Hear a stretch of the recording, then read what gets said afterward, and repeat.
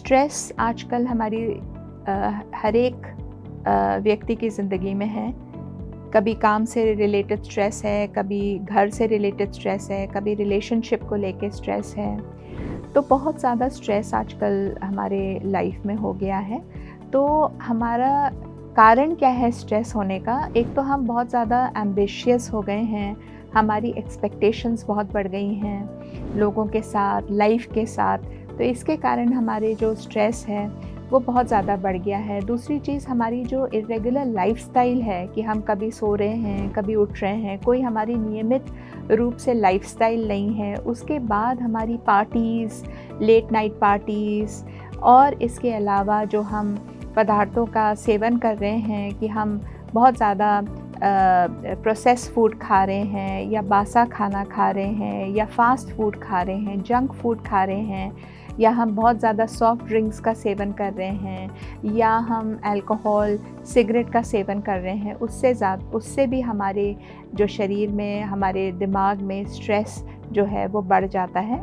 Stress जो है वो पहले तो हमारे बॉडी में होपलेसनेस, हेल्पलेसनेस के कारण जो हमारे फीलिंग्स आती हैं उसके रूप में देखा गया है। उसके बाद हमारे शरीर में भी, जैसे हमें लैक ऑफ स्लीप होना, हम कुछ नहीं कर पा रहे, हम ये सोचते हैं कि भाई हमारी बॉडी जो है वो बहुत ज़्यादा थकान हो गई है, जिसको हम कहते हैं क्रोनिक फटीग सिंड्रोम, कि हम चल फिर नहीं पा रहे, हम काम ठीक से नहीं कर पा रहे, हम सोच ठीक से नहीं पा रहे, हमारा कंसंट्रेशन अफेक्ट हो रहा है, हमारी भूख अफेक्ट हो रही है, हमारी नींद अफेक्ट हो रही है। तो इन सब को भी ये स्ट्रेस जो है वो प्रिकर्सर है और ये सब चीज़ें फॉलो करती हैं।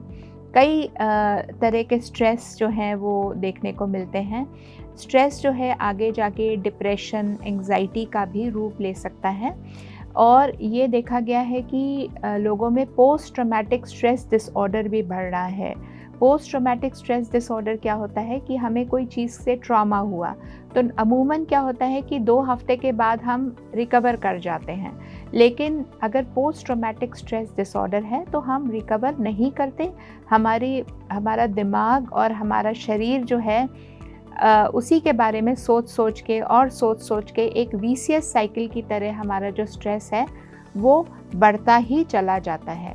तो बहुत ज़रूरी है कि हम डी स्ट्रेस करें अपने आप को।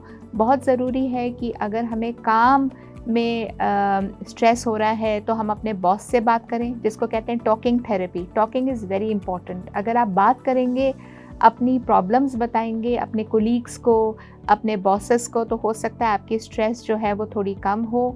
इसके अलावा आप कोई हॉबी ज्वाइन करिए। हॉबी से आप डी स्ट्रेस हो सकते हैं। जैसे किसी को डांस करना पसंद है या किसी को खेलना पसंद है तो वो सब आप कर सकते हैं। हॉबी के लिए ज़रूर टाइम निकालें, क्योंकि हॉबीज़ से हमारे कुछ अच्छे केमिकल्स हमारे ब्रेन में रिलीज़ होंगे जो हमारे स्ट्रेस लेवल्स को ज़रूर कम करेंगे। और योगा करना, हंसना, ये बहुत ज़रूरी है।